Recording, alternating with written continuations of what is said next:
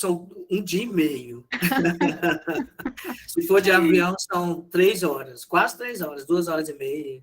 Que maravilha, né? Eu acho fenomenal, agradeço o convite ao seu, ao do grupo de estudos aí, né, da universidade. Acho realmente também fascinante ver a psicologia junguiana alcançando lugares tão distantes do eixo Rio-São Paulo. Acho que isso é super importante, super positivo, né, Sonielson? Sim.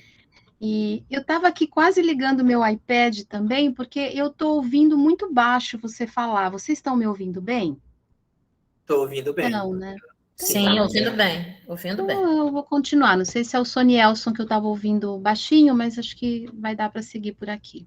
sim. Eu posso começar, não? Pode sim, fica à vontade. Posso. Pode. É porque a gente tem 1 hora e meia, eu entendi, né? É uma média aí, né? Mas Mais ou você menos, pode né? ficar à vontade. Isso. Tá. Porque eu quero não só trazer algumas ideias para a gente poder trocar aqui, mas quero ouvir, né? Quero poder também ouvir perguntas, a gente trocar, mais do que só eu colocar as questões que eu separei para a nossa conversa hoje à noite, né? Eu fiz um texto, gente, só com um esquema para eu seguir, justamente para otimizar o nosso tempo, tá? Dessa conversa. Esse tema é um tema que tem, né? Eu estou aqui apresentando, na verdade, vamos dizer assim, o eixo central da primeira parte da minha tese, que está agora na fase final, que é um certo panorama macrosocial do sofrimento contemporâneo que eu acho que desemboca no narcisismo, né? Embora eu esteja tratando do suicídio na tese, foi inevitável, assim, buscar, né, a etiologia do suicídio para além dos estudos da psicologia clínica, porque na psicologia clínica a gente vai ter sempre explicações ligadas à psicodinâmica do sujeito, no máximo da família, né? E a grande questão que me chamou a atenção quando eu resolvi pesquisar esse tema, que foi em 2017, quando eu coloquei lá o projeto, né, na USP, apresentei, isso já é fruto de um percurso clínico que eu observei, né, como terapeuta, como supervisora clínica, há uns 10, 12 anos, um aumento muito grande de casos de ideação, tentativas de suicídio que chegavam na minha clínica. E era de pessoas muito jovens, né, bem de adolescentes, ou jovens universitários, ou na fase do vestibular, né? Isso também aparecia nas supervisões nos casos trazidos pelos terapeutas. E isso foi só aumentando entre 2012, 2015, 2016. Daí eu resolvi dar uma olhada na epidemiologia dos casos.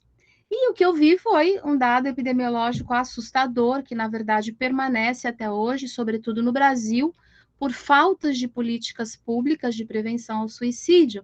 Mas os dados que apareceram, né, que continuam até hoje, são muito graves, porque mostram que todo mundo agora já sabe, porque isso vem sendo falado com mais clareza, né, pela OMS, quando a OMS faz uma convocação, né, para todos os países do mundo para, de fato, criarem políticas de prevenção ao suicídio, dado o aumento significativo nessa população jovem. Então, o suicídio é um fenômeno humano, acompanha a nossa história desde sempre, né? Mas ele é interessante quando você vai olhar os dados epidemiológicos, porque você vê certas nuances que justamente permitem a criação de políticas públicas, né? E também a gente descobrir aí o que pode estar causando esse aumento do suicídio nessas faixas etárias, né? Embora, assim, o índice maior de suicídio seja nas pessoas com mais de 70 anos, isso é no mundo todo, o crescimento intensivo, que ficou mais intensificado na faixa etária de 10 a 14 anos e de 15 a 29 anos. Isso é interessante porque coincide com o advento, com esse novo paradigma da pós-modernidade, né, que é o advento das novas tecnologias, das redes sociais e da internet. Eu acho que é interessante e impossível dissociar esses dados, né? Aí vocês podem perguntar, mas o que isso tem a ver com narcisismo, Santina, né? Assim, o único consenso que há nos estudos sobre o suicídio, que é um fenômeno super complexo, é a questão de ele ser um fenômeno multifatorial. todo texto que você vai ler sobre suicídio começa com esta afirmação. Suicídio é um fenômeno multifatorial, que engloba fatores, olha, até listei aqui, né? Psicossociais, religiosos, biológicos, transgeracionais, culturais, econômicos, entre outros. Então, é um fenômeno de uma complexidade muito abrangente. E quando a gente vai se debruçar sobre essa literatura, nós vamos ver as explicações numa via dupla, numa perspectiva muito binária, a meu ver, que é ou a perspectiva da psiquiatria, que nos dias de hoje é cada vez mais biológica, que vem buscando, né, identificar biomarcadores nas suas pesquisas de neuroplastia cerebral e outras, né? Então, essas pesquisas da psiquiatria, elas vão buscar identificar biomarcadores para doenças mentais, aqui eu estou falando bem numa linguagem psiquiátrica, que predominariam em casos de suicídio. Por exemplo, o transtorno borderline, transtorno bipolar, depressões muito sérias, muito graves, né? E a gente tem numa outra via os estudos da psicologia social e da sociologia, que vão justamente se debruçar e apontar os aspectos político-econômicos sociais que também estão em jogo, né? Antes disso, já havia feito isso o Durkheim, né? No século XIX, com o clássico, que inclusive funda a sociologia, que é o suicídio, né? Suicídio, o Durkheim faz um estudo estatístico, né, muito significativo na época, categoriza alguns tipos de suicídio, eu vou chamar assim, né, os 3 mais conhecidos, né, o altruísta, o egoísta e o anômico. E é bem interessante a gente resgatar essa contribuição do Durkheim quando ele está falando da anomia, né? Por quê? Porque a anomia, né, ela fala de um efeito social, né, quando o Estado deixa de cumprir a regulação mínima daquilo que garante a sobrevivência e o bem-estar social. O que o Durkheim descobriu que é muito interessante na pesquisa dele é que, embora a gente veja, por exemplo, né, que as crises sanitárias, econômicas tenham efeito sobre a população, e você vê ali o suicídio oscilar nesses períodos, não é propriamente a crise que aumenta o número de suicídios, mas é a sensação que o indivíduo tem de um certo esgarçamento do tecido social. Aí ele se sente desamparado. Então, é mais pelo sentido da falta de subsídios para que esse sujeito se sinta seguro no mundo social, que ele se mata, propriamente assim dizendo, né, do que porque tem uma crise econômica. Né? E ele vai usar vários dados estatísticos para mostrar isso. Então, acho que esse é um dado importante, já que a gente está vivendo uma pandemia que tem seus efeitos econômicos, né, e sociais também. O primeiro artigo que foi publicado tentando mapear os efeitos da pandemia, por exemplo, sobre o número de suicídios, saiu em 2020, em julho de 2020. Muito cedo, né? Se considerar que a pandemia foi ali apresentada em 2020, oficialmente pela OMS. E é muito interessante quando você vai ler o estudo, porque esses pesquisadores, é um pool de pesquisadores, né, que fez o artigo. Esses pesquisadores centralizaram dados, coletaram dados em tempo real de informações sobre morte por Covid em um grupo de países e concluíram que não tinha tido aumento de casos de suicídio. Né? Só que quando você vai lendo o artigo, você vai vendo que são os países que eles selecionaram são países que receberam subsídios do governo para a economia, para os pequenos negócios, né? E subsídios também para a área da saúde mental. Então, você vê, né, que aonde o Estado entra e cumpre essa função, né, de proteção social, você tende, então, a neutralizar efeitos danosos para a saúde mental, para o desamparo e para o sofrimento, né? Isso é um dado importante para a gente trazer, eu acho, né?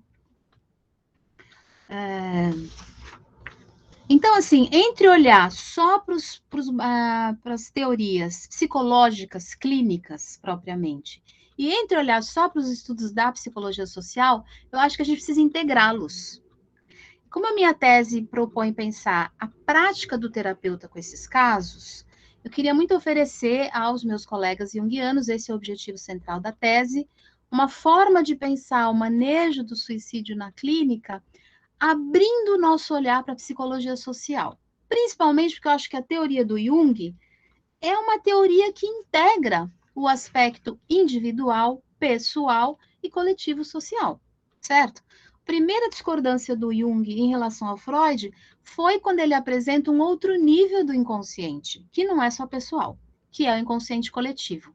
Isso não tem a ver só com as bases arquetípicas, né, do inconsciente cultural, mas tem a ver também com os complexos culturais, né? O que marca uma determinada cultura. Então, eu acho que nós, junguianos, ainda, acho que isso é uma discussão mais recente dos complexos culturais, por exemplo, né? E que eu acho super importante integrarmos na nossa prática clínica. Sobretudo quando a gente está lidando com um fenômeno que não pode ser reduzido apenas a uma explicação da relação dessa pessoa com a família, né? Ou com a escola, né?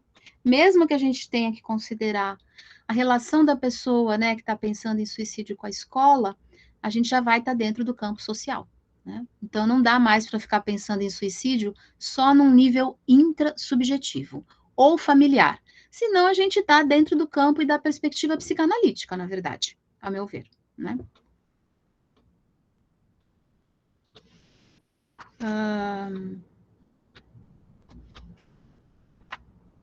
Bom, quando a gente pensa em anomia e nesse esgarçamento do tecido social, que nos oferece, né, coletivamente um senso de pertencimento comunitário e, portanto, de segurança emocional, afetiva, a gente vai pensar que isso remete à questão do narcisismo. Vamos lembrar que a estabilidade da nossa personalidade se dá em função da nossa base narcísica, que se constitui a verdade num primeiro momento, lá na mais tenra infância, né? Dentro de um campo familiar, protegido por adultos que zelam pelas nossas condições físicas e psíquicas, desde criança. Porém, essas condições da família dependem de estar localizadas num tempo e espaço social também estáveis, né? Então, em termos macrosociais, quem sustenta a vida individual e o desenvolvimento do nosso narcisismo como essa base segura de quem sou ou como me vejo, né, e o que posso fazer no mundo, é sempre um agrupamento coletivo. A família, a escola, o trabalho, a religião e outros espaços sociais, regulados teoricamente pelo Estado, né? Acontece que a gente vem vivendo mudanças drásticas nessa sustentação macrosocial já há algumas décadas, né? Nós que já estamos no início do século XXI, estamos convivendo com uma mudança radical no Ocidente, mudança que implica aspectos políticos e econômicos, que é a globalização ou a mundialização. Então, diversos autores, né, que se debruçaram sobre essa questão, eu vou destacar aqui as contribuições só de alguns, tá? Do Zygmunt Bauman, tenho certeza que alguns aqui já ouviram, do Ulrich Beck, do Byung-Chul Han, eu acho que é o mais pop, o mais recente que toca nessas questões, né? Eles elencam, vou chamar assim, eu vou elencar 3 características importantes do tempo histórico que vivemos. A primeira é um termo que se chama individualização, né? Veja, uma coisa é a individuação, que eu vou falar mais para o final aqui da nossa conversa. Eu estou partindo da individualização dos custos sociais. E esses autores vão atribuir esse processo a políticas neoliberais, né? A esse advento neoliberal que tende a terceirizar as responsabilidades do Estado para os indivíduos.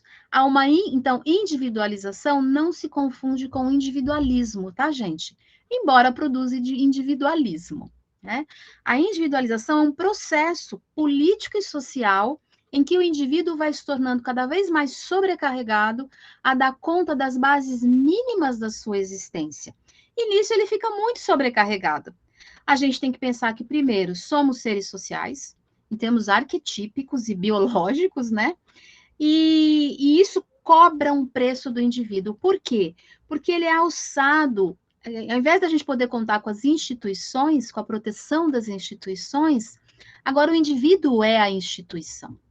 Ele é a única instituição responsável pelo seu destino, seja pelo seu sucesso, seja pelo seu fracasso. Um outro aspecto importante desse processo é a aceleração das categorias, tempo e espaço em função dos espetaculares desenvolvimentos tecnológicos mais recentes. A consequente liquidez da subjetividade e o afrouxamento dos laços sociais são consequências diretas do desenvolvimento dessas tecnologias, do surgimento da internet e das redes sociais. Eu não quero ser aqui uma crítica da tecnologia. Ela é muito bem-vinda, né? Ela é talvez assim o ápice da nossa fantasia prometeica, né? Como eu falei aqui no começo dessa conversa. Então a gente tem que pensar mais em que sentido, de que modos nós indivíduos usamos esses recursos, né? Por enquanto eu tenho a impressão que a gente está assim que nem criança deslumbrada com um brinquedo novo, né? E fazendo coisas que eu acho que produzem também muito sofrimento e muito desamparo. Então, esse grupo de autores elenca essas questões para a gente. Tem outros autores que vão olhar mais para a questão do consumo, né? Que são o Gilles Lipovetsky, o Pierre Bourdieu. Eles vão enfatizar também o impacto das políticas neoliberais na subjetividade de nós, indivíduos, né? Porque a gente passa a ser exclusivamente os responsáveis pelo nosso próprio bem-estar. Especialmente o Bourdieu, né? Ele vai apontar o esvaziamento das políticas voltadas à proteção dos direitos do trabalho, das condições de realização desse trabalho no mundo. E isso a gente está sentindo na pele agora, certo? Nesse governo que temos. Veja o que foi produzido em termos de políticas contra o trabalho, eu digo, né, no atual governo. Bom, numa sociedade altamente individualizada, o Beck esclarece, recaem sobre os indivíduos toda a pressão para a manutenção da vida. E a vida se torna uma luta incessante, estressante, individualista, não para viver, mas para sobreviver, especialmente em países pobres ou em desenvolvimento como o nosso. Então, a individualização, ela é fruto direto da globalização e é também a face mais óbvia da separação entre os países ricos e os países pobres, aumentando o espaço entre essas duas categorias de países nas sociedades modernas ocidentais. Eu tenho uma paciente, por exemplo, que trabalha para uma multinacional, e outro dia ela estava falando, nossa, meu pai e minha mãe, coitados, eles têm o maior orgulho do meu trabalho na multinacional X. O que eles não sabem é que, na verdade, eles contratam funcionários aqui na América Latina para pagar muito mais barato, né? Agora, para os pais, e ela trabalha talvez umas 18 horas por dia, né? Para entrar nessa questão que depois a gente vai ver que o Byung-Chul Han problematiza, né? No Brasil, a gente tem um autor que fez uma análise muito interessante desse cenário, né? Dos efeitos da globalização na subjetividade, que é o psicanalista e filósofo Jurandir Freire Costa. Um livro que se chama Violência e Psicanálise. E ele discute, né, o que ele chamou de narcisismo em tempos sombrios. Sua tese é que testemunhamos uma modalidade de narcisismo contemporâneo constituído como uma resposta defensiva diante da violência coletiva que marca os tempos atuais. É muito interessante esse texto dele, tá? Eu recomendo, porque ele desconstrói a tese do Christopher Lasch, que publicou na década de 80, no final da década de 80, um estudo sobre a cultura americana. O Lasch vai falar de narcisismo, mas dizendo assim, o narcisismo é porque a nossa sociedade se tornou muito hedonista, porque a gente quer ter muito prazer. Então, o Jurandir Freire Costa, ele fala, mas tem uma coisa abaixo disso, uma coisa mais profunda, né? Os indivíduos, os sujeitos estão precisando viver sorvendo cada instante da vida como se fosse o último, porque eles estão muito ameaçados de morte. Isso é uma coisa importantíssima da gente ter constituído, né, na nossa análise. Desse modo, né, o Jurandir vai dizer, a individualidade se torna um reduto e um refúgio, talvez o único possível onde a pessoa tenta se sustentar em todos os sentidos desse termo. Alimentar o próprio narcisismo a partir de uma cultura que cultua a performance espetacularizada nas redes sociais, com imagens associadas a sucesso e alto poder aquisitivo, torna-se a meta central da vida. O narcisismo em nossa cultura tem, então, uma estreita relação com o consumismo e a violência, também associados pelo autor à ideologia neoliberal. Então, é assim que os caminhos macrosociais da cultura contemporânea, especialmente em seus aspectos político-econômicos, desaguam, né, no processo de desamparo e de sofrimento psíquico intenso dos indivíduos, sobretudo pelo esvaziamento dos pactos sociais de proteção e pertencimento à vida coletiva. A discussão feita, então, pelo Beck, pelo Jurandir Freire Costa, pode se juntar à do Byung-Chul Han, né, em sua caracterização de uma sociedade do cansaço. Esse autor identifica em nosso século recém-iniciado o que ele chama de uma violência neuronal, refletida em doenças como a ansiedade, a depressão, o TDAH, o transtorno de personalidade borderline, a síndrome de burnout. São essas que ele discute. Mas eu acrescentaria a automutilação, as tentativas de suicídio, as compulsões nesse espectro das doenças neuronais do século XXI. O Jurandir Freire Costa explica que essas modalidades de sofrimento têm por característica básica uma espécie de dessensibilização do ego, do nosso eu, em relação ao próprio corpo e aos fenômenos exteriores com os quais o indivíduo se relaciona. Entretanto, essa dessensibilização seria fruto mais dos excessos e de uma imposição do prazer do que da experiência da falta. Segundo Jurandir Freire Costa, é pelos excessos que o eu fica superexcitado, mas paradoxalmente vazio, deixamos de sentir. Tomemos a automutilação, por exemplo, caracterizada por várias formas de autolesão, como queimar-se, morder-se, bater-se, arranhar-se e cortar-se.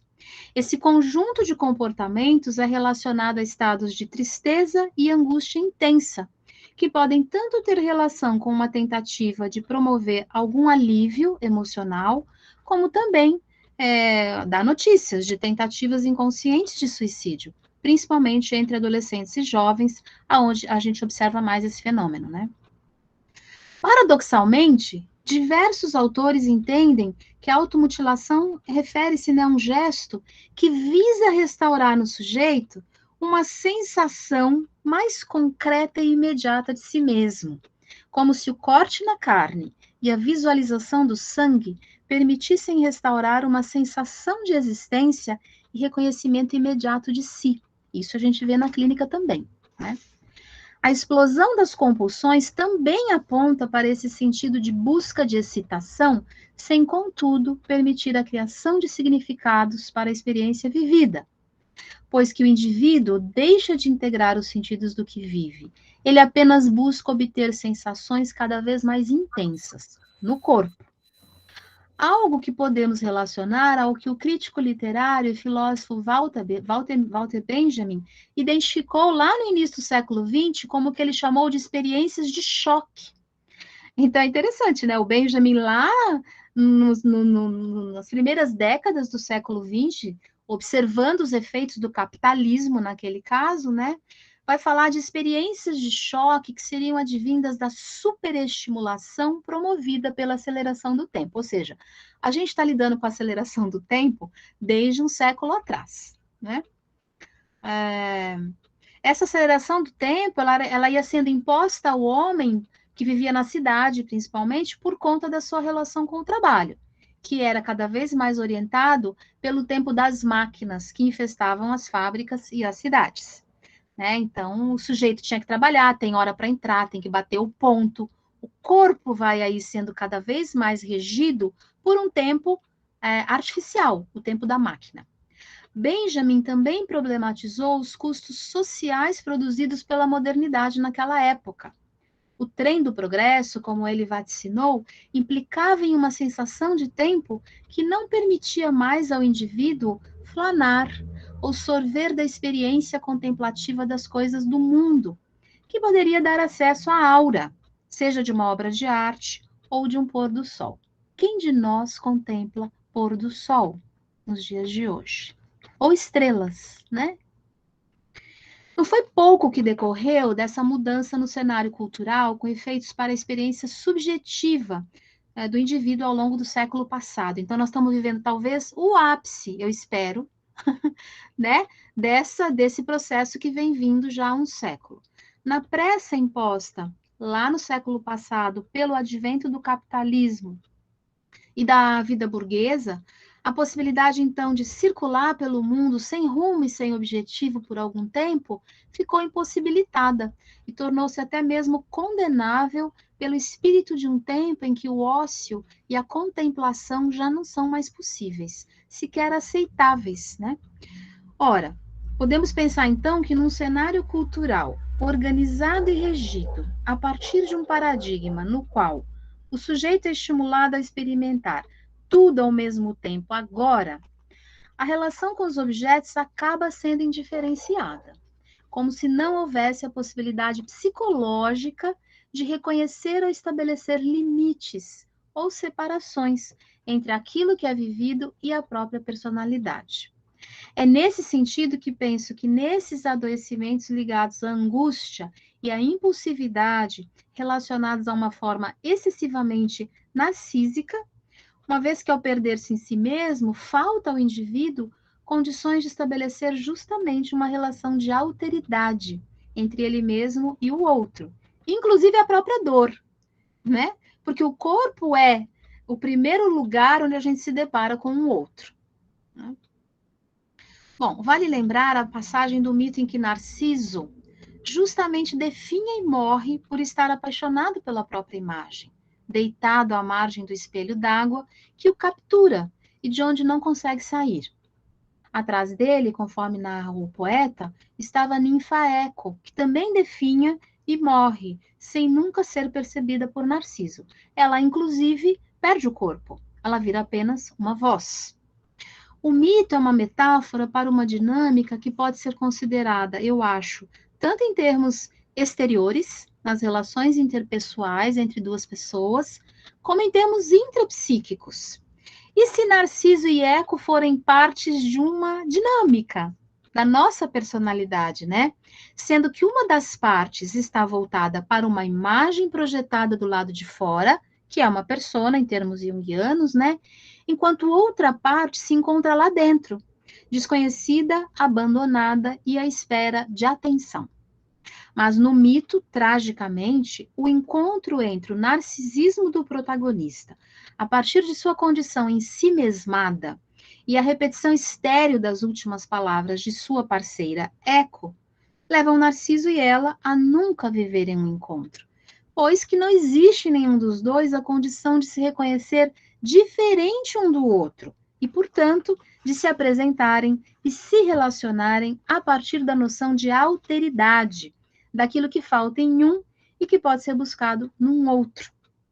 Por algum tempo, Narciso permanece refém da beleza hipnotizante da imagem, supondo estar diante de um outro, embora se encontre inconsciente de que se trata apenas de uma imagem projetada e inalcançável de si próprio. Trata-se, como sabemos pelo mito, de uma armadilha, pois o protagonista não só permanece surdo aos apelos de amor de Eco, que se encontra logo atrás dele, mas também há outras possibilidades de interagir e existir. Ele acaba morrendo numa devoção a esta persona que o mantém refém de monólogos apaixonados. Uso, então, o termo narcisante e não narcisista para refletirmos sobre os efeitos psicológicos desses tempos cada vez mais individualizantes e ultralíquidos que vivemos, e que levam, como esses filósofos e cientistas sociais vêm apontando nas últimas décadas, os indivíduos a se refugiarem compulsiva e desesperadamente na relação com a própria imagem, tal qual Narciso no mito. Ser visto e admirado tornou-se imperativo na vida cotidiana. A postagem da selfie perfeita em busca de muitos likes talvez reflita inconscientemente uma tentativa de compensar esse estado de mortificação alienada que o indivíduo experimenta, a despeito de suas infinitas tentativas de ser notado. E possivelmente não nos esqueçamos, que eu acho que isso é a sombra dessa autoexposição exagerada, de ser também invejado. Todos querem ser vistos, e já que todos podem falar, aparecer, postar, o que pode diferenciar um indivíduo no mar da rede de postagens mundial? A hipótese do Jurandir Freire Costa é de que é o corpo. Na prateleira, né, das inúmeras ofertas da indústria da moda, o corpo se destaca, forçando o indivíduo a ir em busca de um corpo ideal, um corpo rei, como o Jurandir fala, mobilizando ansiedades infindáveis que, num círculo vicioso, mantém o sujeito aprisionado e insatisfeito com o próprio corpo e consigo mesmo, surgindo então o estresse como um dos fenômenos patológicos desse imperativo. Eu, há pouco tempo atrás, me surpreendi com a fala de uma paciente de 27 anos, muito jovem, muito bonita, dizendo que ela ia fazer botox. E eu perguntei, pô, mas você vai fazer botox, né? E ela disse que ela e um grupo de amigas entendem que elas iam fazer botox para prevenir as rugas, que não adiantava fazer botox depois que as rugas aparecessem.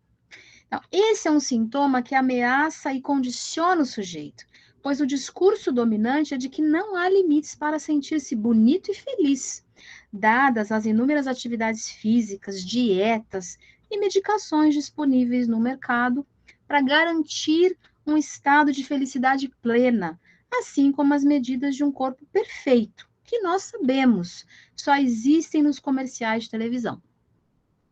Por fim, diante da impossibilidade de obter o prazer alardeado pela publicidade, porém inalcançável, né, para nós meros mortais, o narciso moderno parece-se mais com a moura torta. Não como na história, né, ela odeia a própria imagem e inveja uma imagem que mais se parecem com uma miragem, sempre pronta a se desmanchar assim que se pressente estar ao alcance das mãos. De todo modo, essa é a fala do Jurandir, né? A perversão do discurso dominante leva o sujeito a se debater consigo mesmo, tomando para si a responsabilidade exclusiva por sua condição. Pois se ele não está saudável ou não cabe nas medidas estreitas do manequim, a culpa só pode ser dele mesmo.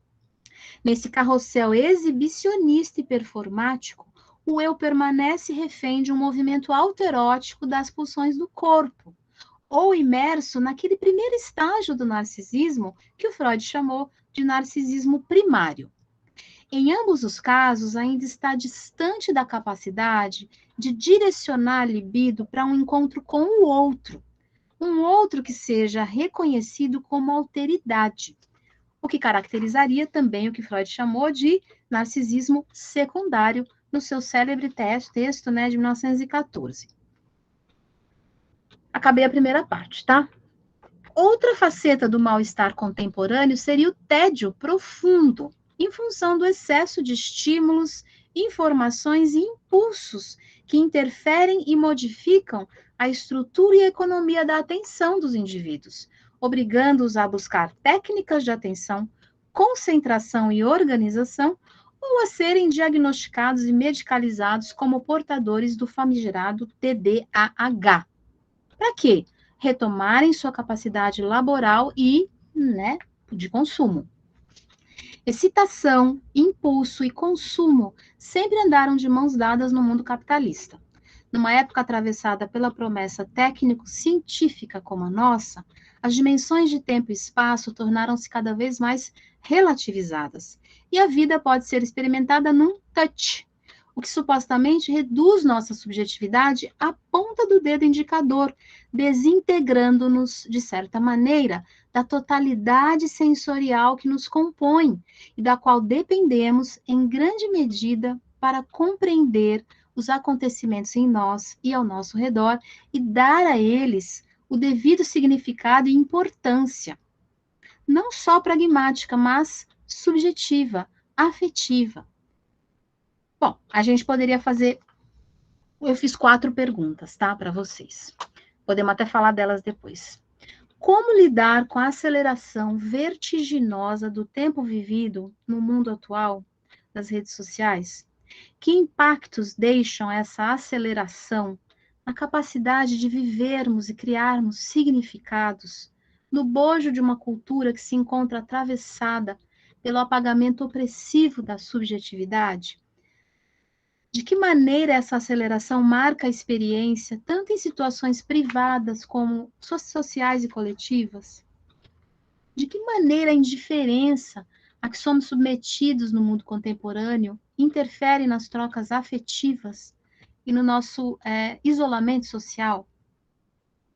Bom, um autor que se debruça sobre isso é o Byung-Chul Han, né? Ele fala sobre a hiperatenção.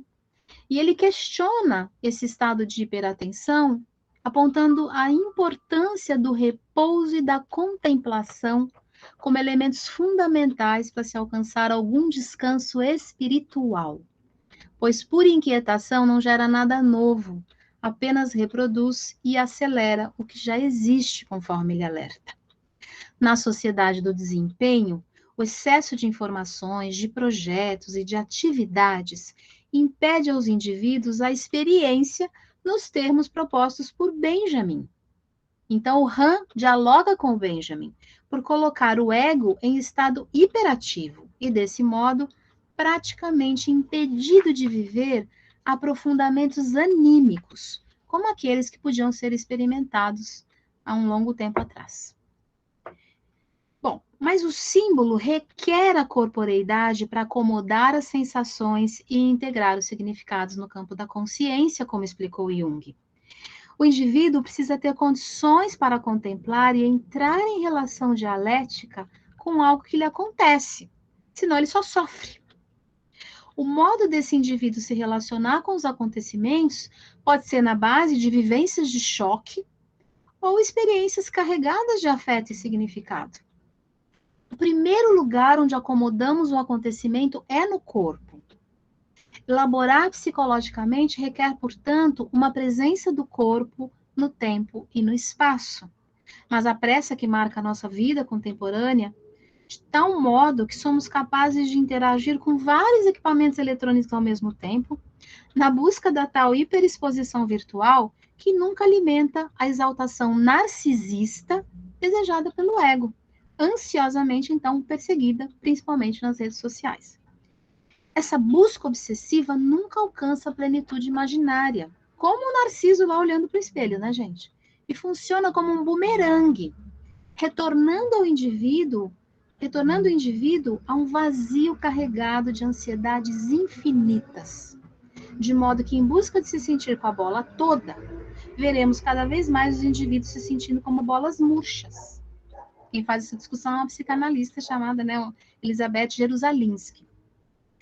Bom, também confirma esse sentido de bola murcha, né, todos os números oficiais sobre ansiedade e depressão no mundo todo. Chegamos, então, à individuação como uma ética para os nossos tempos narcisantes. Vou fazer uma pausa aqui, se alguém quiser fazer alguma pergunta antes da gente seguir.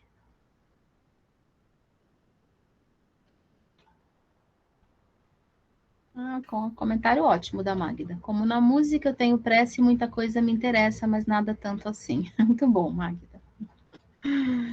Então, eu fiz toda uma apresentação desse cenário macro-social, tentando já fazer conexões, né, com a questão do narcisismo e do narcisante para a gente, né?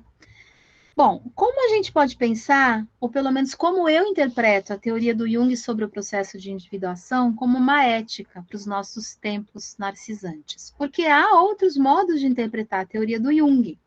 Vamos lembrar, o Jung é um autor que nasceu no fim do século XIX e constituiu sua teoria até a metade do século XX apenas. E, claro, ele estava muito influenciado pelo romantismo alemão. E, claro, há um modo de interpretar a teoria dele que me parece altamente subjetivo, perigosamente subjetivo. Mas nós estamos no século XXI, diante desse cenário de esgarçamento social. É muito diferente daquele tempo histórico, né? Muito diferente, onde as estruturas estavam ainda todas de pé, né? Ou começando a ruir. A gente está vivendo o ápice da dissolução do esteio das nossas instituições. Então, o termo narcisante me pareceu mais apropriado à análise que podemos fazer do sofrimento humano nos tempos atuais, que promovem a fome, o desamparo e as psicopatologias que cotidianamente chegam aos equipamentos de saúde pública, aos consultórios dos psiquiatras e aos nossos. Diante desse cenário, a individuação propõe um trabalho psíquico de diferenciação das projeções e idealizações do eu, de modo que o sujeito suporte o encontro com o outro como alteridade máxima e não apenas como um reflexo especular. Hoje eu acho que o narcisante está no fato da gente permanecer o tempo todo atento, tentando ser refletido, né, como no espelho. Mas a individuação se trata de um processo de diferenciação da consciência, normalmente vivenciado pelo ego nos encontros e desencontros, com tudo que na experiência é interpretado como sendo da ordem da diferença. A individuação guarda, então, a marca do estranhamento, diante de algo que se apresenta diferente do que é familiar ou habitual no repertório das minhas experiências individuais. Individuar, eu entendo, pode ser uma oportunidade de se questionar sobre ideais, crenças, objetivos, escolhas e modos de vida estabelecidos. Visto desse modo, a individuação se apresenta como uma ética da diferença, ou eu estou querendo aproximá-la de uma ética da diferença, né? Em relação a tudo que constitui as bases narcísicas e os comportamentos narcisistas que compõem nossos modos narcisantes de existência. A individuação pode ser uma abertura para o encontro com o que surpreende, o que incomoda, encanta e também pode angustiar o ego. Impossível, então, não lembrarmos de Jacques Derrida e a sua teoria do estrangeiro, aquele que vem de fora, que traz notícias de outras culturas e outros modos de existir. Gente, isso é tão importante, me parece, no momento agora dessa tentativa de sair do isolamento social. A gente vê famílias inteiras que se tornaram verdadeiras mônadas, aonde elas vivem com a libido completamente endogâmica, investida somente num quarteto ou num trio, seja com filhos, seja com os cachorros, né? Então, o mundo lá fora continua existindo e é importante que a gente possa ir para o mundo lá fora. Como ajudar nossos pacientes a fazer essa aposta, né? Para fora das redes sociais e para fora dessa fantasia de que eles têm que sempre agradar ou ser espetaculares, né? Em tempos de carestia, confusão ou anomia, ocorre um recrudescimento da desesperança. E atualmente temos também o termo desalento para isso. Esses sentimentos refletem uma erosão dos investimentos narcísicos nos laços sociais. Daí surge o estado de depressão, as ansiedades, quadros de angústia, e tudo que a gente já falou, automutilação, tentativas de suicídio, por aí afora. Se não é possível investir a libido em laços de vida e novas conexões, só resta a ela regredir furiosamente contra o próprio ego e sua base somática, o corpo. Daí a pulsão de morte, arquetipicamente personificada na figura de Thanatos, abre os braços e se apresenta como um alento para tanto desamparo e sofrimento. A individuação, então, se apresenta como uma possibilidade de restauração do curso da libido, libertando o eu dos grilhões do impulso de morte, dos impulsos de morte. Fala da possibilidade do ego se vincular novamente à alma, cultivar estados anímicos de beleza, da aura, que ajudam o indivíduo a restabelecer os laços sociais com a comunidade. Não só a comunidade dos complexos, daquilo que me habita, mas do mundo lá fora. A anima mundi, ou a alma do mundo, está doente. Ela pulsa no psiquismo que nós, sujeitos modernos, pós-modernos, eu acho que nós, pós-modernos, estamos caindo na real, na verdade. Os modernos insistiram, né, em dissociar, né, dissociarmos da natureza, mas nós, pós-modernos, estamos caindo a nossa ficha, né, de que temos que restaurar nosso laço com o mundo, com a natureza também, né. Tanto a pandemia, que ainda permanece entre nós, como o sofrimento, e a violência cotidiana evidenciam aquilo que Benjamin e atualmente vários antropólogos denunciam. Não existe a possibilidade de uma vida individualizada e desamparada pelas instituições ou pelos nossos semelhantes. A ideologia que enaltece a figura do cowboy solitário individualiza os custos da existência e lança os indivíduos em uma condição anômica contra a qual temos todos de resistir. Finalizando, as célebres questões existenciais, de onde vim, quem sou e para onde vou, permanecem à nossa espreita como uma convocação ética, a qual nenhum de nós pode escapar sob pena de viver uma vida dissociada, alienada e esvaziada de sentidos. Vamos ampliar esse desafio. Não se trata apenas, então, a individuação de uma proposta solipsista ou hedonista, né, de mergulhar no mundo interno de modo apenas intrasubjetivo a interpretar os meus sonhos, ou desses modos hedonistas de ficar gozando com as postagens nas redes sociais. E Jung diz que se queremos nos aproximar dos sentidos mais profundos da alma, devemos visitar os lugares onde estão aqueles que mais sofrem, os presídios, os sanatórios, que à sua época ainda existiam, e todos os lugares onde há sofrimento humano. Cristo, personagem do imaginário ocidental, também se dirigiu a todos os cantos da terra, também se retirou para o deserto para viver seu confronto com o demônio. Porém, ele também deixa para a gente a lição de que só seremos capazes de elaborar respostas e sentidos da nossa existência particular e para o mundo em que vivemos, no encontro e na convivência com a diferença, com tudo aquilo que desafia nossos anseios narcisistas. Então, por fim, né, eu acho que disso tudo pode surgir alguma luz no final desse túnel estreito e escuro onde todos nos encontramos, especialmente nos tempos sombrios que nós vivemos. Era isso que eu trouxe como um ensaio, com algumas ideias para conversar com vocês. Obrigado, Santina. Tem muita gente entrando ainda na sua palestra, tá? E tem muitos comentários aqui no bate-papo. Eu não sei se alguém gostaria de fazer uma pergunta pelo microfone, né, com o microfone aberto, ou alguma consideração, antes da gente ir para os comentários aqui do bate-papo.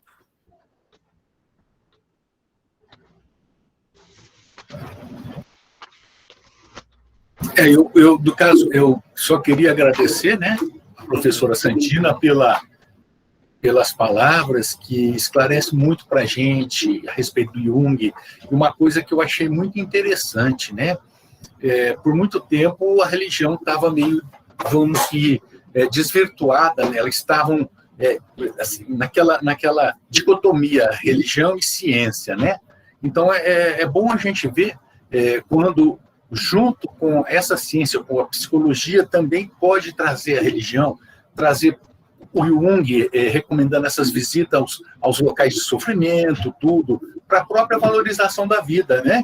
Pondo Jesus como exemplo. Então, a gente vê que não estão tão distantes, né? As duas faces estão bem próximas, né?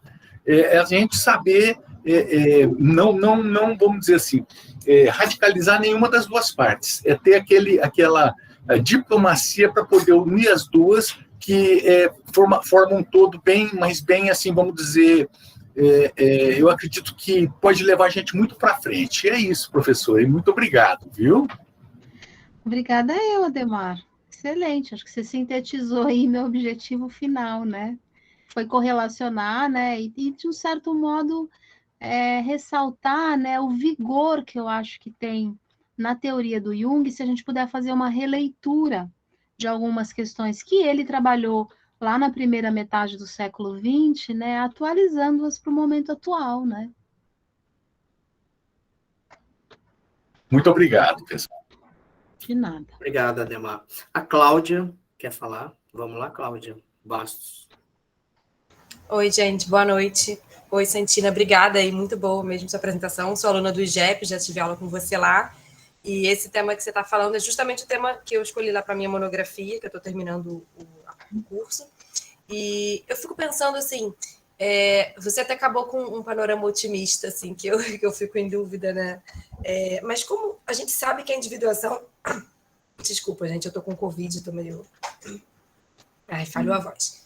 Mas voltando aqui, a individuação é um processo já, né, que a gente é chamado para ela de qualquer forma, mas como a gente consegue ter esse olhar, né, para dentro e ao mesmo tempo sem deixar de fora o social, que a gente sabe que faz parte, mas se a gente vive num tempo, né, num tempo histórico, social, que puxa a gente tanto para fora, né, tanto com tanto estímulo o tempo todo, como você falou, com tecnologia, né, a gente não tem, acho que o próprio Jung falou também isso, né, a gente não tem uma educação para esse segundo momento da vida, onde a gente tem que dar esse olhar, né, se voltar um pouco para dentro. E aí eu fico pensando como se dá, né, esse processo é mais dolorido, né, tem mais, talvez, sofrimento, e sei. Uhum. Cláudia, eu penso assim, né, quando eu retomei no final da minha fala essas 3 questões existenciais, quem sou? De onde eu vim? Para onde eu vou? É uma questão atemporal, né? Desde a Grécia Antiga essas questões estão postas. E elas vão estar postas para sempre. Para todos os humanos que a gente espera que ainda possam existir nas futuras gerações, se esse planeta for preservado, né? Então, eu acho que é desafiador em qualquer tempo histórico. Só que eu acho que o desafio se atualiza a cada tempo. Se na época do Jung, individuar, né, tinha a ver com esse sentido de se haver com o que estava dentro, né? No sentido de não ficar massificado pelas regras sociais, porque ele discute muito a individuação, claramente é uma resposta ao seu tempo histórico, aquelas regras sociais muito rígidas, né? Que impediam o sujeito de se conectar com aquilo que para ele era o mais essencial da alma de cada um. E eu acho que nós, no nosso tempo histórico, temos que nos atualizar sobre quais são os desafios desse tempo histórico. Né? E nós, terapeutas, mais do que ninguém, temos que fazer isso. Só que eu acho que quando a gente trabalha com uma teoria de um autor que nasceu no fim do século XIX e escreveu até a metade do século XX, eu acho que a gente tem que tomar muito cuidado com as reproduções. E eu acho que a gente reproduz muito ainda as ideias do Jung. Como se a gente não pudesse pensar a partir dele, junto dele, né? Não se trata de jogar o bebê fora, só a água do banho. Vamos trocar a água do banho, né? Então, como eu disse, a gente também está no calor desse momento, né? Dessa renovação, desse novo paradigma. Nós estamos em 2022. Eu acho que a gente tem muita coisa ainda para aprender a estabelecer uma relação com essa questão dos tempos ultralíquidos, né? Por exemplo, isso está acontecendo, eu vejo assim, desde que começou a pandemia, quantidade de lives que aconteceu, aulas que são disponibilizadas, né? E tem muita gente que fala, eu quero ver depois. Grava, por favor, eu quero ver depois, né? E tudo bem, é um ótimo recurso. Mas assim, eu fico pensando, se a gente pudesse fazer uma pesquisa quantitativa para checar quantas pessoas vão ser capazes de ver, eu aposto que seriam poucas. Mas eu acho que este pedido já reflete uma ansiedade de que essa pessoa tem que assistir tudo. Ela não pode perder nada. Nós não podemos perder nada.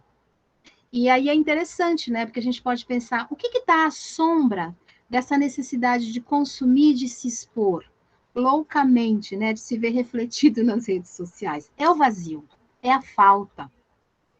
Então, eu acho que a gente vai ter que trabalhar cada vez mais para criar condições de acolher a falta, o vazio. Sem isso, não tem angústia e a gente não vai para outro lugar. A gente fica aprisionado na nossa persona, né? Então, eu acho que a gente precisa dar um pouquinho mais as mãos aos estudos da sociologia, da história. Aqui estou olhando para a Andrea Túbero, né? Uma colega que também valoriza muito essa perspectiva, né? Se nós estamos no século XXI, se nós estamos pensando em dar as mãos ou assumir melhor aquilo que tem no Jung, que é outra contribuição fenomenal, que é a transdisciplinaridade. E é isso que marca a teoria do Jung, e é por isso que é tão difícil ela entrar na universidade. A universidade ainda é regida por cânones acadêmicos, né, que são da modernidade. a gente está na pós-modernidade. E a teoria do Jung, embora em muitos aspectos seja moderna, neste aspecto da transdisciplinaridade, ela é pós-moderna, né? Então, esta possibilidade, esse convite que ele faz, quando ele fala, não, eu quero ler mito, eu quero ler antropologia, eu quero ler religião, tudo isso compõe a psique. Tudo isso é importante para uma pessoa se sentir bem no mundo, se sentir viva. Tudo isso está aqui para ser afirmado nesse século que a gente está começando. Como isso vai se refletir na nossa prática terapêutica? Nós estamos aqui, eu acho, acredito maciçamente entre terapeutas. Então, eu acho que se nós estamos na área da saúde mental, do imaginário, dos mitos, nós próprios temos que poder reimaginar nossa prática terapêutica, né? Reimaginar. E nós fazemos esse trabalho de formiguinha, eu acho, no mundo social, né? Mas como levar isso para as escolas, por exemplo? Quando eu olho que o maior índice de aumento de suicídio foi entre 10 e 14 anos, nos últimos 15 anos, eu acho que isso é uma convocação para a gente ir para as escolas. Entende? Para a gente não ficar só nesse trabalho terapêutico na clínica. A gente tem que ir para as escolas. A gente tem que promover agora, nessa saída do isolamento, esse convite para uma vida mais de comunidade, né? Então, eu acho que são esses caminhos que eu vislumbro, Cláudia. Deve ter outros, né? Vamos pensar juntos aqui, né? Tá? Maravilhoso, obrigada, Santina. Eu respondi, se você quer falar algo, mas é o que eu penso dessa questão. Não, respondeu sim. Eu estava escrevendo aqui para não tomar muito tempo aqui de todo mundo, mas eu também sou arteterapeuta, como você, né? Entrei nesse mundo pela arteterapia e eu tenho justamente um projeto de levar para a escola como saúde preventiva mesmo, né? Assim, de a gente estar cuidando dessas crianças, de estarem já cultivando esse olhar para si e para, né? E eu acho que através da arte é uma forma maravilhosa. Sem dúvida. Vamos lá, Demetrios.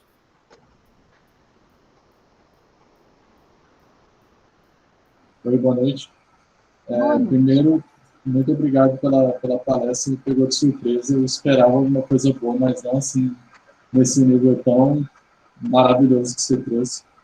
Eu tenho uma visão de que eu também tenho muita dificuldade quando eu estudo Jung de trazer o social nosso brasileiro mesmo para teoria dele, porque, como você falou, era de outro tempo, era de outro país. Então, quando você trouxe a característica social para a sua discussão, isso me pegou de surpresa. Isso foi uma surpresa maravilhosa, porque eu também gosto muito do Pierre Bourdieu, não sei como é que você entende. E eu acredito muito na visão de que há necessidade de que tem que ser criado mesmo material que une a sociologia com a terapia, a teoria do Jung. Mas a minha pergunta, eu estou tentando formular ela aqui, eu vou tentar fazer ela da melhor forma possível. Me desculpe te interromper, só um minuto eu vou fechar a janela, gente, que está caindo o mundo aqui, eu não estou ouvindo vocês direito. Só um instante, peraí. Ainda bem, que dá mais tempo de eu pensar aqui na pergunta direitinho. Pronto. Agora acho que eu vou ouvir melhor. Então, a minha pergunta é mais, na verdade, não é mais uma pergunta, eu gostaria que você falasse um pouquinho mais dessa questão do suicídio entre adolescentes, e como é que você vê essa situação, fazendo a ligação entre a nossa situação social brasileira com a teoria do Jung, porque quando você trouxe a ideia do vazio, me fez pensar muito sobre... Aqui na minha cidade, no meu estado, a gente tem muito suicídio entre adolescentes, né, aqui no Tocantins. Principalmente nas cidades pequenas, a gente sempre ouve. E eu penso, né, eu nunca fui assim atrás ou consegui pesquisar muito sobre, mas eu penso que é justamente o adolescente, ele vê através de uma tela um mundo gigantesco de possibilidades, mas ele não consegue alcançar esse mundo porque ele está preso numa realidade social muito diferente daquela que é proposta ali, que é dada para ele, que às vezes é até feita para ele engolir aquela realidade, e ele não sabendo trabalhar as suas necessidades, os seus desejos, esse vazio mesmo que ele tem, ele não vê outra opção porque ele não vai conseguir sair daquela cidade, né? Ele não tem nenhum aporte financeiro nem social para sair daquela cidade, para sair daquela situação, e aí ele vê essa saída como suicídio. Aí eu gostaria que você falasse um pouquinho mais, ou desse um norte assim, para onde eu possa pesquisar mais sobre o assunto. Tá. Bom, é o assunto da minha tese, então você sabe que eu tenho muita coisa para falar. Vou tentar ser bem sucinta, né? E eu quero saber onde é que eu posso acessar ela também, quando for publicada. Assim que eu estou na super etapa final, aí depois eu Massa. disponibilizo o Sanielson, né, Demetrios? Eu acho essa pergunta tão importante, porque quando eu comentei que o primeiro artigo que foi publicado ano passado, em julho de 2020, por aquele grupo de pesquisadores, né, internacional, que fez ali uma seleção bem, sabe, bem seleta, né, dos países, a gente vai ver o que a partir de 2021? Os dados, então, da OPAS, né, que é a Organização Pan-Americana de Saúde, e que olha mais para os países da América Latina, vão chegar a uma conclusão diferente, obviamente. Vão chegar à conclusão de que justamente porque há uma crise pandêmica, porque há um desamparo social, os números de suicídios aqui aumentaram, especialmente nessas populações mais jovens. Então, aí também eu vejo, né, o aspecto danoso das redes sociais para alguns jovens, né? Porque você fica vendo ali, né, uma coisa tão performática, tão irreal, de uma determinada classe social, que obviamente, no mínimo classe média alta, algumas postagens, né? Tem gente que só posta as marcas, né? As bolsas, as roupas, os relógios, né? E é claro que isso, eu acho, vai trazendo, vai confrontando o jovem com aquilo que ele pode ter, né? Então, essa frustração, eu acho que ela fica sem possibilidade de elaboração. Então, no nosso país em especial, eu particularmente acho que a gente precisaria regular as redes sociais, sabe? Acho que aquilo ali é uma terra de ninguém, eu quero soar aqui retrógrada, nem repressora, mas eu acho que tudo tem regulação. A televisão tem regulação. Não há determinadas propagandas em alguns horários do dia para não prejudicar o desenvolvimento psicológico das crianças, porque não deveria haver nas redes sociais, né? Então, eu acho assim, são números super alarmantes. Se você quiser, depois me manda um e-mail, eu te falo de alguns artigos que eu publiquei que tem esses dados, né, epidemiológicos. E acho que a grande questão é como a gente vai poder construir junto com esse jovem, não para este jovem. Incluir o jovem na construção de um sentido de pertencimento na localidade que ele está. Porque o que acontece? A gente está num país, né, que tem diferenças regionais abissais de toda natureza. Então, assim, ficar criando políticas públicas lá em Brasília ou aqui em São Paulo, né, para generalizar para o país todo, não faz sentido nenhum. E eu acho que o jovem ainda é muito pouco, ele é infantilizado na nossa cultura, né? E quanto mais a classe média, assim, quanto mais sobe a classe social, pior. Né? A quantidade de jovens que eu atendo, 19, 20 anos, que têm o diagnóstico de borderline, que se cortam, assim, num vazio, numa impossibilidade de falar sobre o que sente. Aí eu entro com a arte-terapia, né? Eles não conseguem falar o que sentem, eles não sabem falar o que eles sentem, nem perceber o que sentem. Então, eu acho que a gente precisa criar junto desses jovens, e aí eu acho que o jovem, melhor do que ninguém, vai apontar esses caminhos, né?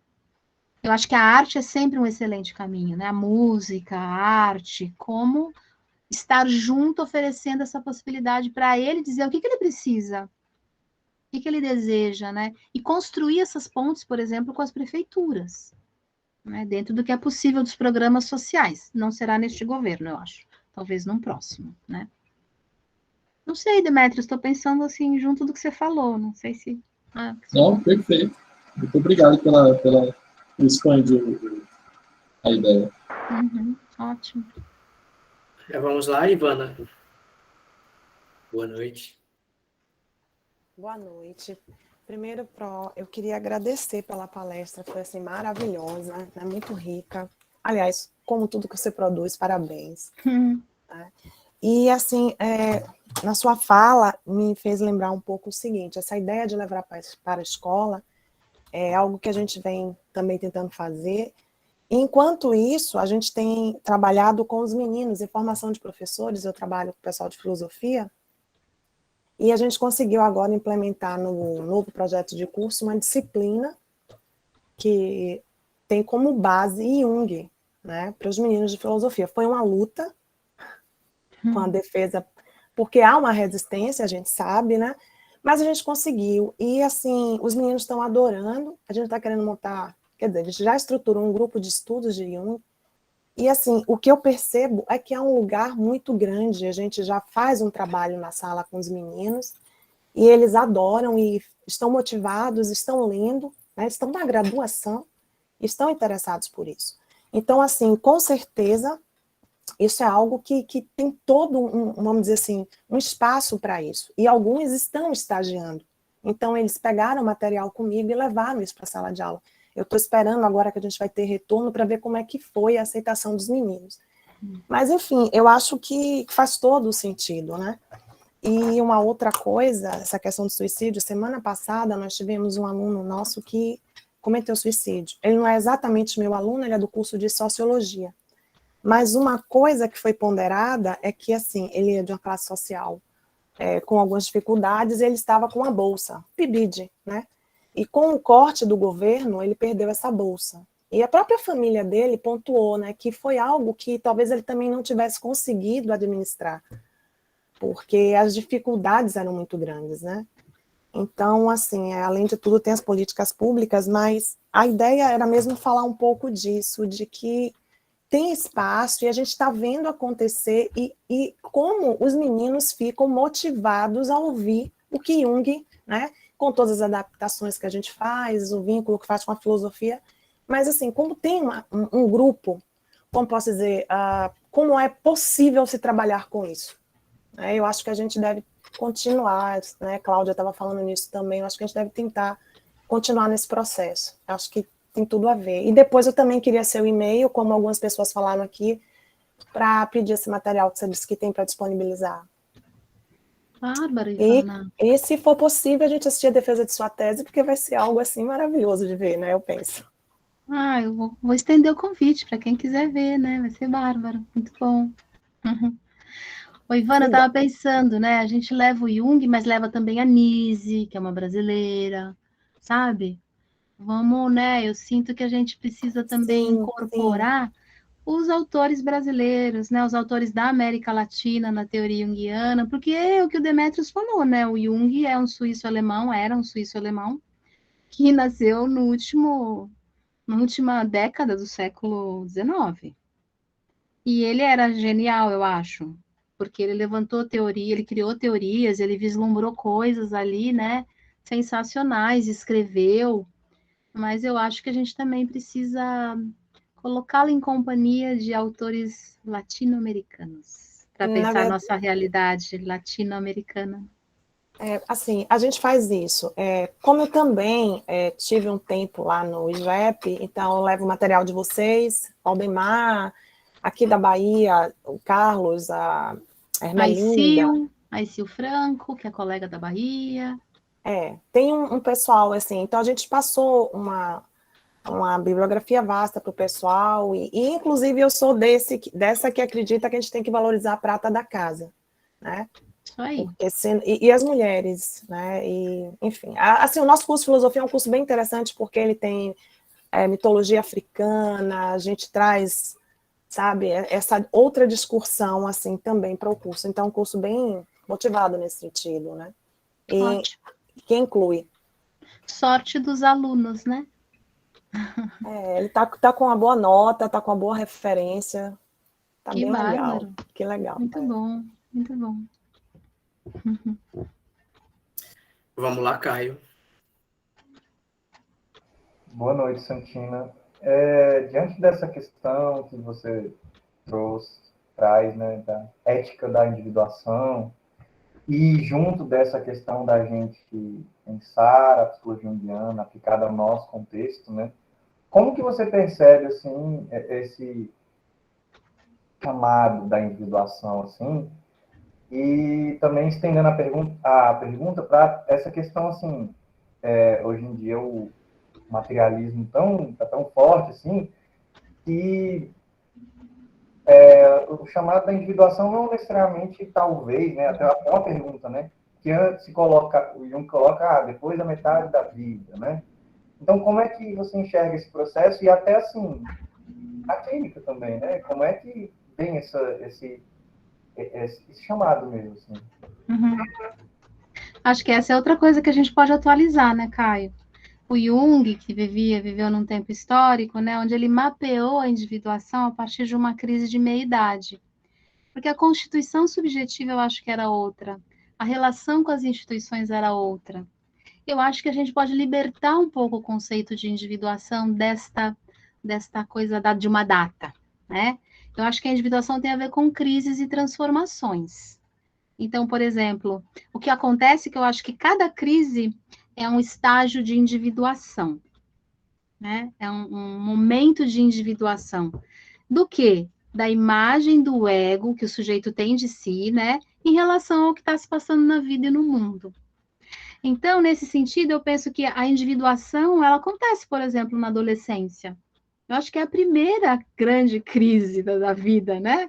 É a adolescência. Cara, muda o teu corpo de um jeito, violentamente, você não tem controle nenhum sobre aquilo. Tem lutos, né, devastadores sendo vividos. Eu vejo crianças pequenas, minha filha mesmo, né, passou por um período de chorar na hora de dormir e dizer, eu não quero crescer. Mas não adianta, o corpo dela está se transformando, não é uma escolha, né? Eu acho que o casamento requer uma individuação ou propõe uma individuação. Eu acho que pensando nas crises mais tardias, né, ali na menopausa, pensando em várias situações onde você tem a individuação como possibilidade. Então, eu acho que a gente pode libertar a individuação daquela primeira construção que o Jung fez, de pensar a primeira metade da vida e a segunda metade da vida. E nesse sentido, eu acho que eu estou pensando mais numa perspectiva que o Hillman propõe, né? Pensar a individuação das imagens psíquicas, daquilo que está se constituindo como novo e desafiador para aquilo que está estabelecido na minha consciência. Isso é individuação.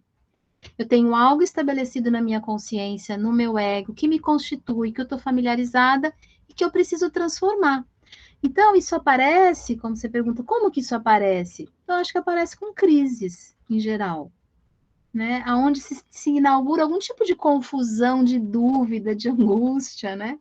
Isso é uma abertura para a gente falar, bom, que isso está querendo te dizer, como eu brinco, né? Que notícias isso traz?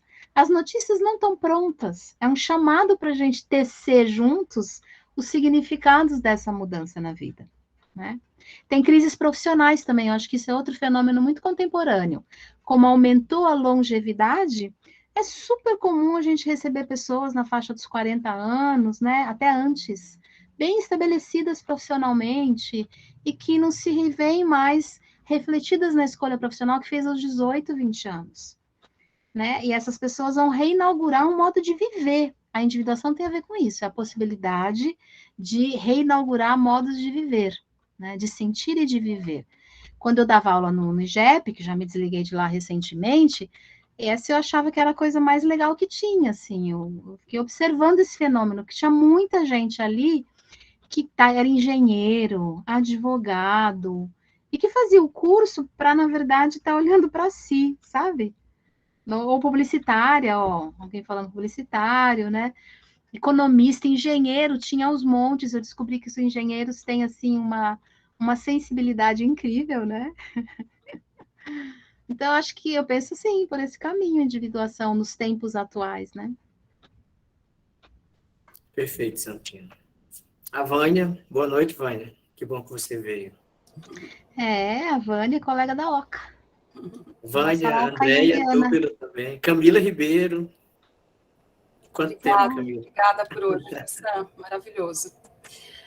Queria te perguntar, acho que vai um pouco na linha, trazendo o Hillman de volta, que você trouxe agora há pouco, ao contrário desse processo de aceleração que você grifou bem na tua fala, do mundo contemporâneo, a operação de fazer alma requer uma lentificação, né? Então, estou pensando aqui que esses sintomas todos e esses diagnósticos talvez sejam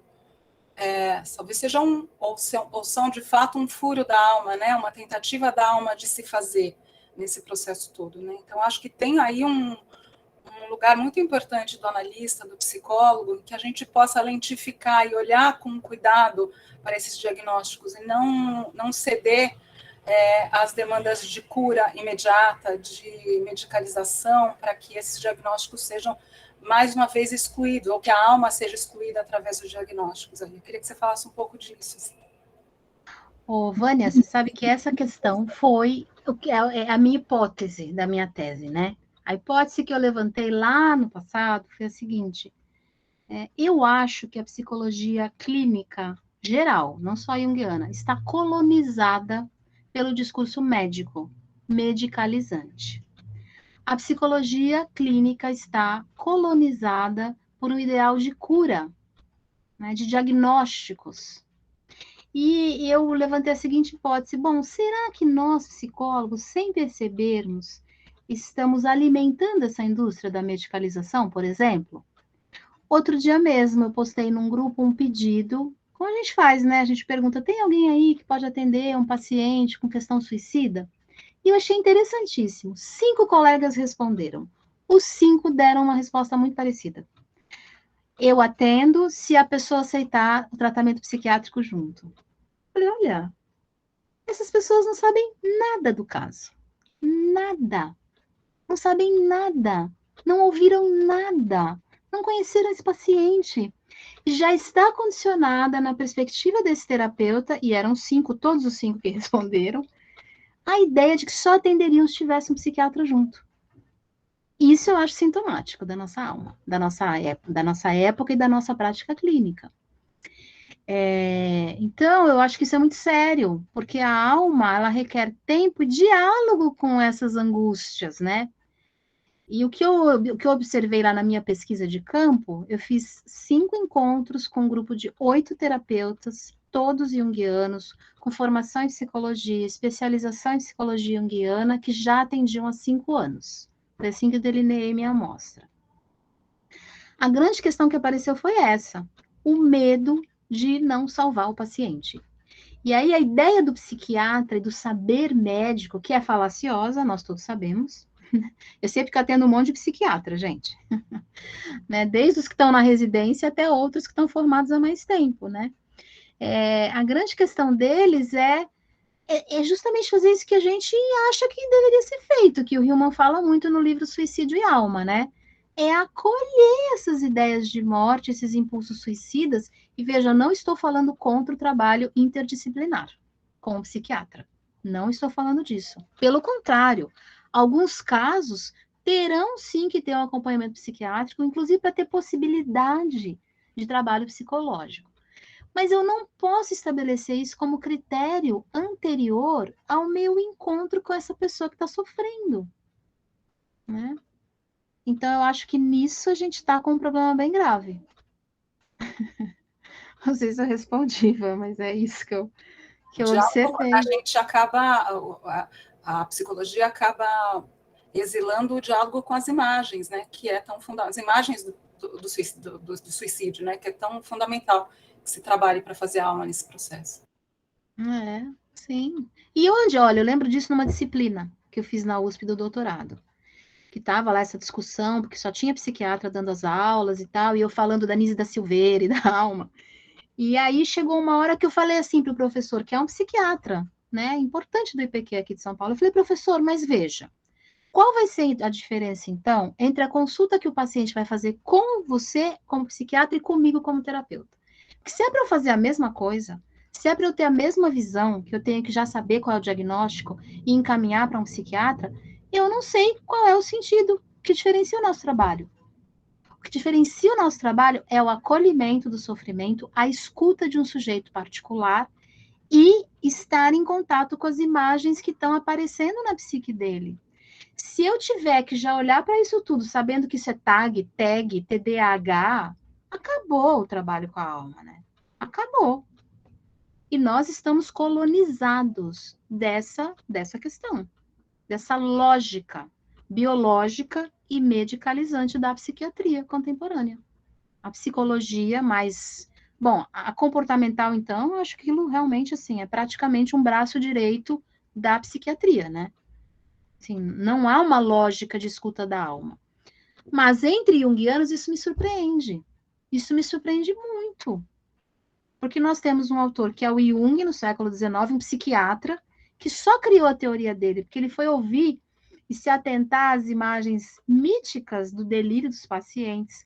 A gente tem a Nise da Silveira e todo o trabalho que ela fez, né? Então, assim, qual parte a gente não entendeu? O que está faltando para a gente legitimar a nossa prática clínica, junguiana, pós-junguiana, vamos assim, sustentada no que essa teoria epistemologicamente propõe? Né? Por que a nossa técnica está tão separada da nossa epistemologia e da nossa ética?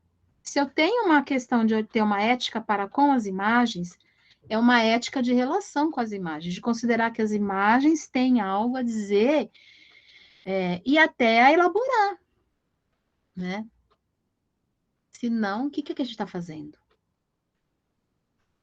Né? Perfeito, Santina. A Bruna perguntou aqui no bate-papo que ela tem a impressão, às vezes, que a clínica junguiana é manter essa tensão aí numa espécie de nadar contra a corrente, né?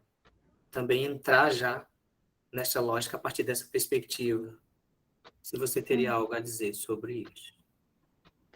Acho que sim, se a gente pensar, né, em relação aos outros paradigmas, né, de tratamento da saúde mental, eu estou marcando aqui mais o da psiquiatria biológica, porque há psiquiatras que também estudam a teoria junguiana, a psicanálise e tem outro olhar, né, mas não é o que a gente vai encontrar nos equipamentos de saúde pública, né. A gente tem em São Paulo, uma coisa de poucos anos atrás, um dos diretores, né, de um núcleo lá do IPQ, que sugeriu um documento, gente, isso foi matéria de jornal, colocar medicação antidepressiva na água da cidade, né?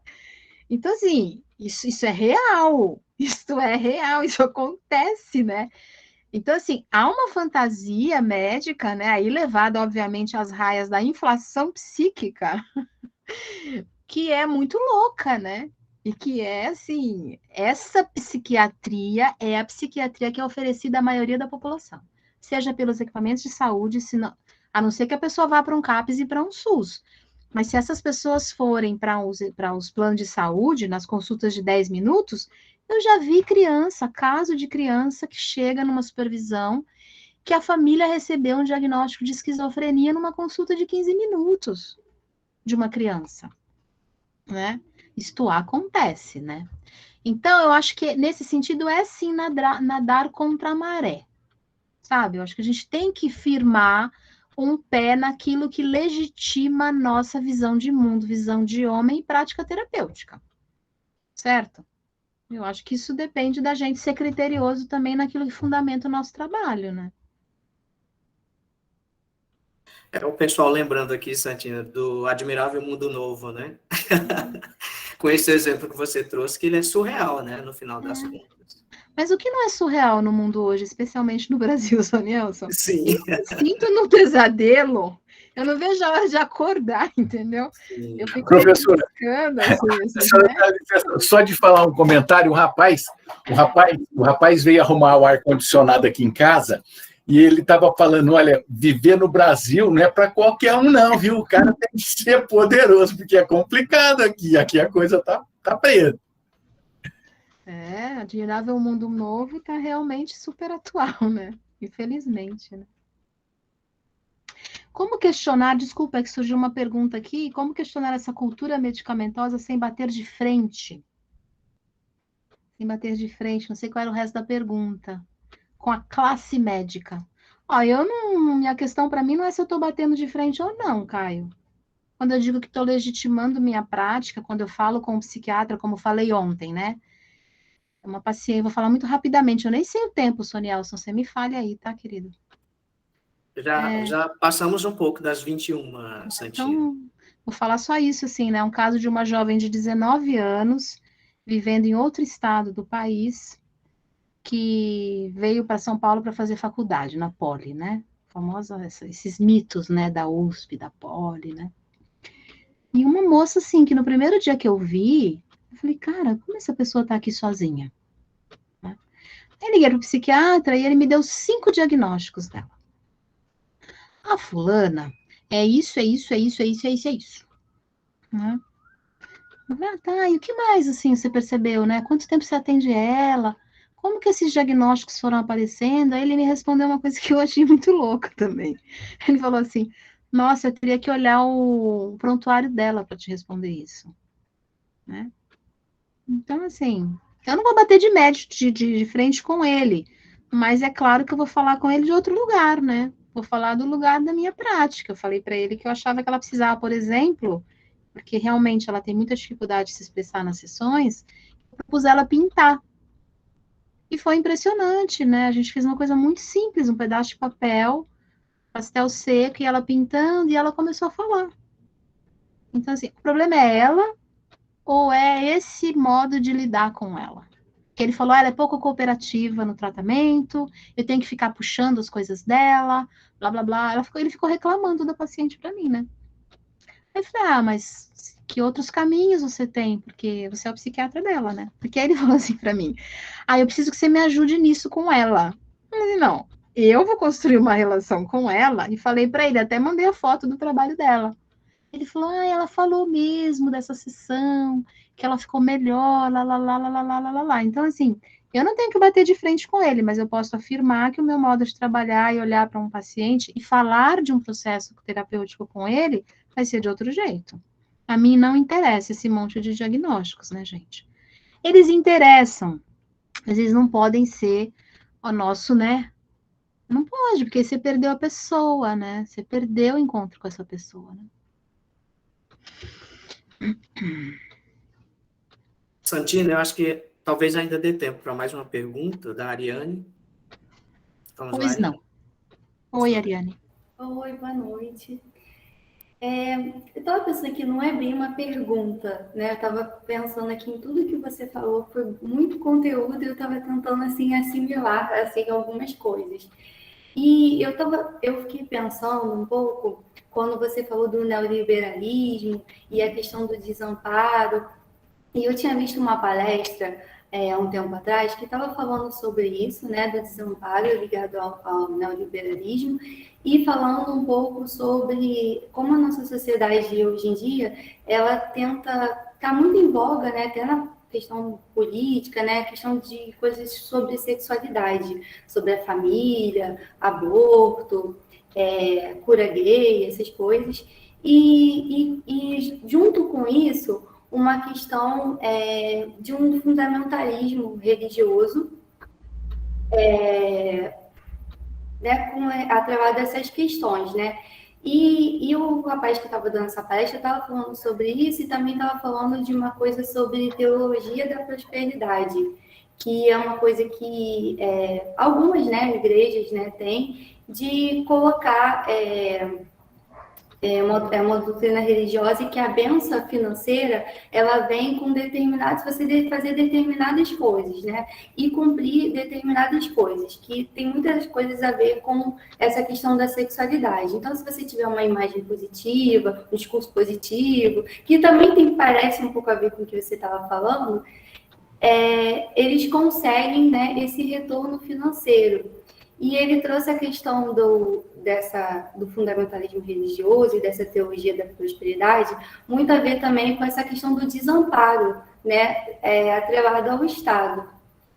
Então, assim, não é bem uma pergunta, porque eu sou estudante de psicologia, né, ainda não me formei, e eu tenho um cliente que eu atendo no SPA, que ele traz muito essa questão da sexualidade dele, porque ele acredita que ele não pode ser assim quem ele gostaria de ser, porque senão ele teria um dano financeiro e uma coisa assim negativa das coisas que pode acontecer com ele. Então ele tem uma questão muito ligada, às vezes, e fala, né, não necessariamente vai fazer, mas uma questão muito assim, não queria viver, sabe? Porque eu não consigo existir nesse mundo, sabe? Aí tá difícil para mim. E aí eu queria entender o que você tem, assim, sobre isso, sabe? Essa questão toda, não sei se você está entendendo o que eu estou falando. Tá difícil um pouco de explicar essa questão. da Eu rebelião. vou falar o que eu entendi, Ariane, né? Lá no Mackenzie, quando eu dava aulas na graduação, vocês sabem, o Mackenzie é uma universidade ligada a uma igreja, certo? Protestante, presbiteriana, né? A gente tinha a clínica escola. E o número de casos de jovens, principalmente homens, gays, que não podiam se assumir gays, né? O sofrimento intenso deles, por conta desses preceitos religiosos, né? E aí eu não vou poder entrar a fundo, né, nessas diferenças das diferenças, né, de várias religiões, neopentecostais e tal, mas o que a gente vê é que tem ali, né, um conflito muito, muito importante, porque a igreja, ou essa filiação religiosa, é o que garante a ele um sentido identitário na própria família e socialmente. Trazer à tona qualquer conteúdo que vá contra esses dogmas coloca a personalidade dele, o ego em especial, em risco. Essa persona que ele precisa manter, né? Então, ali é onde a gente mais tinha casos, né, de ideação suicida, por exemplo.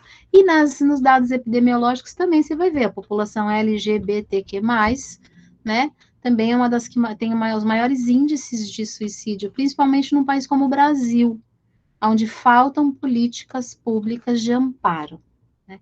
Então, a gente pode pensar, bom, o desamparo busca amparo em diferentes lugares da vida. Um deles pode ser a religião, certo? Pode ser numa vinculação, numa filiação religiosa. Pode ser num trabalho. Pode ser num relacionamento, né? E aí é que eu acho que as críticas que são feitas atualmente ao neoliberalismo são importantes, a gente se dá conta delas. E acho que elas vão começar a mudar um pouquinho a partir da pandemia, né? Porque uma coisa que ficou claro na pandemia é que não dá para ter ainda, ou a continuar sustentando essa falácia, né, do estado mínimo. O que é um estado mínimo? É um estado que deixa os indivíduos, os cidadãos, à míngua.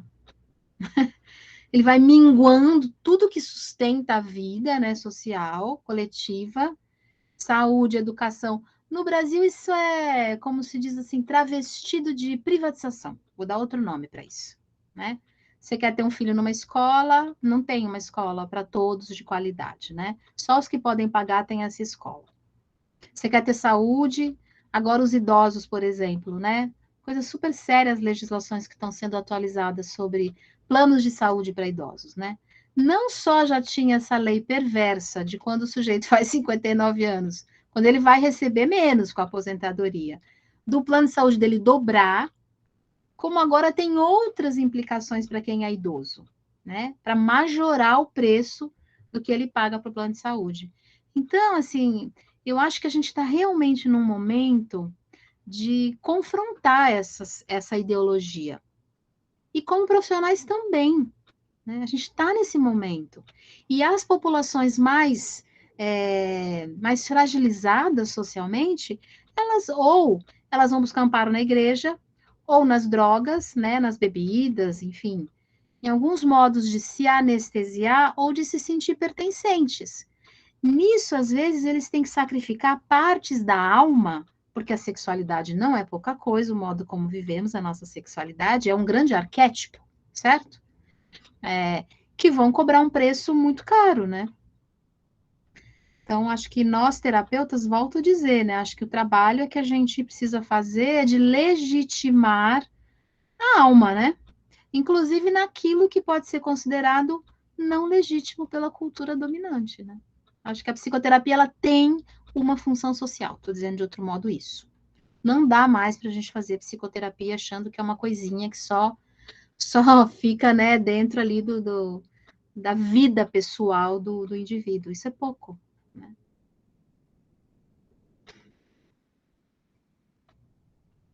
A Marilza gostaria de falar. Vamos lá, Marilza. E aí a gente encerra, Santina, na sequência. Sim. Quem quiser também falar mais, depois você passa o meu e-mail, Sonielson, né? Perfeito. Uhum. Perfeito. Seu áudio está fechado, Marilza. Ai, desculpa. Okay. Então, pegando esse gancho, acho que foi da colega anterior e também dessa questão da da religião, dessa cultura, né, nossa aqui também, que a gente vê, e aí a gente vejo isso dentro dos meus atendimentos, o quanto que muitas religiões, não generalizando, muitas sim, ela tem essa estrutura, né, mas muitas acabam aprisionando em vez de libertar essa alma, né? Então, aí eu vejo uma questão que, principalmente, né, ultimamente, com uma paciente que eu atendo há 2 anos, é interessante que hoje foi um dos atendimentos, onde que 2 anos, ansiedade, entre tudo, né, essas questões com medicamentos e vai.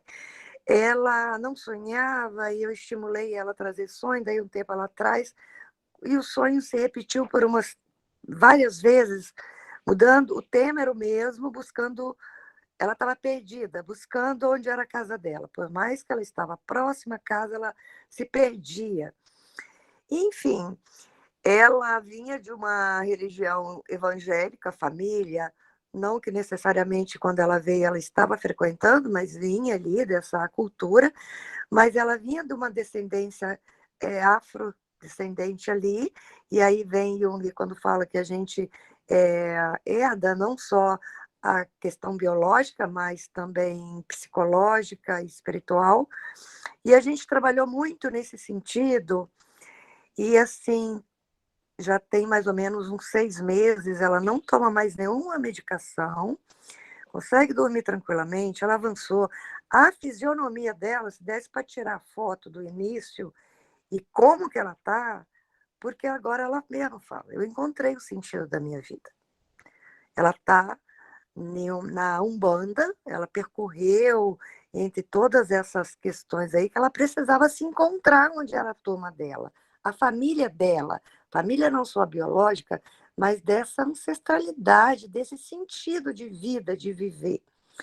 E aí eu fico vendo assim, muitos estão perdidos, perdeu a alma, perdeu o sentido da vida mesmo.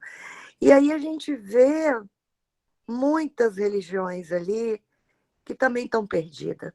Elas não vão conduzir ninguém a lugar nenhum, que está mais como um mercado de lucros do que realmente libertar esses indivíduos. Então, aí quando a Santina fala dentro da nossa própria clínica, a gente ter esse olhar, tipo assim, você estimular, porque os sonhos trazem essa bússola, esse guia. Você não vai direcionar para onde que a pessoa vai, o próprio inconsciente vai conduzir. Eu só queria trazer essa contribuição e como que a Santina vê isso tudo. Acho excelente sua contribuição, né? A gente trabalha com aquilo que o sujeito traz, né? Há um sentido porque uma pessoa está vinculada a uma religião que às vezes antecede a própria vida dela. Nós somos frutos de uma história, de outras gerações, né? E de uma ancestralidade. E a religião, acho que tem em algumas famílias uma marca muito fundante, muito estruturante, ao ponto que mudar de religião, buscar outros espaços, né, de espiritualidade, isso pode ser vivido para o sujeito como uma grande ameaça ao seu ego, né, a sua estruturação. Então, isso tem que ser desconstruído, primeiro, na medida do que isso seja um problema para a pessoa, né. Agora, existe uma tensão aí que eu acho que é inevitável, gente. A psicoterapia, né, um dos nossos pontos centrais é lidar com a sombra, é trazer, né, aquilo que está inconsciente para a consciência. E se tem uma dimensão da sombra que diz respeito ao reprimido e a uma sexualidade reprimida, eu já vivi isso em alguns processos terapêuticos, né? Chegou uma hora que virou um impasse para o paciente, né? Eu lembro de uma paciente que uma época falou assim para mim: tudo que eu faço, psicólogo só pensa em sexo. Eu falei, mas toda sessão ela trazia uma questão sexual, entendeu? Então, ela traz a questão, mas como nós vamos falar disso sem que ela viva isso como um ataque, né? Eu acho que isso é um dos grandes desafios de um terapeuta, né? Como comer pelas bordas, como eu digo. Eu gosto de ir pelos recursos expressivos, pelas amplificações simbólicas, para ajudar a pessoa a lidar com aquilo que ela mesma está trazendo, né? Mas eu acho que é um processo. Para cada um isso leva um tempo, né? Santina, muito obrigado, tá, pela tua participação. Que bom que você aceitou conversar conosco, né? Eu agradeço a todas e todos que vieram hoje à noite. Nós estamos aí há praticamente 2 horas de palestra olha. seguida de bate-papo. Foi ótimo, gente. Obrigadão, tá? Depois a gente passa a gravação nos e-mails de Para vocês. quem puder assistir, né? Vamos ver. Se der tempo de assistir. Inclusive, o Meet, ele tem uma das métricas, né? É saber se de fato a pessoa que recebeu a gravação, ela assistiu ou não, ou quanto tempo ela assistiu. Pô, depois você me conta, Sonielson. Para minha pesquisa, assim, né? Para minha curiosidade. Tá ótimo. Obrigado, tá, Santina? Muito obrigada, pessoal. Tava muito bom conversar com vocês, viu? Espero vê-los novamente. Beijo para todos, viu? Tá? Tchau, tchau. Até pessoal. mais, queridos. Boa noite, viu? Boa noite. Parabéns e não esquece do e-mail, viu?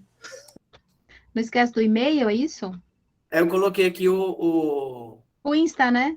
O Insta dela aqui. Tá Eu vou bom. voltar a publicar aqui o Insta, tá, Tá pessoal? bom, queridos. Depois Até eu mando mais, por viu? e-mail também. Obrigada Tchau, a todos. Boa noite.